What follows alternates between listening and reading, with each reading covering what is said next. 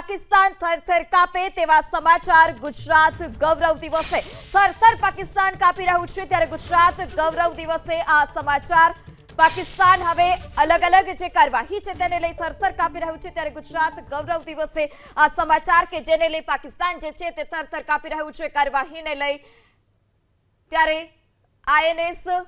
Hazira port પર સુરત પહોંચ્યું છે આઈએનએસ સુરત હજીરા પોર્ટ પર પહોંચ્યું છે અને ભારતની એક બાદ એક જડબાતોડ કાર્યવાહીને લઈ પાકિસ્તાન પણ થરથર કાપી રહ્યું છે હજીરાના અદાણી પોર્ટ પર રખાશે દેશની આન બાન અને શાન પાકિસ્તાને થરથર કાપે તેવા જ આ સમાચાર ગુજરાત ગૌરવ દિવસે આઈએનએસ સુરત હજીરા પોર્ટ ખાતે પહોંચ્યું છે અને તેને ત્યાં તૈનાત કરવામાં આવશે જહાજ પરથી પરાગ 8 બ્રહ્મોસ મિસાઇલ શત્રુના લક્ષ્ય પર પણ ત્રાટકી શકે છે આઈએનએસ સુરતની યુદ્ધ ક્ષમતાની જો વાત કરવામાં આવે તો એન્ટી સબમરીન રોકેટ વોરફેર માટે 533 mm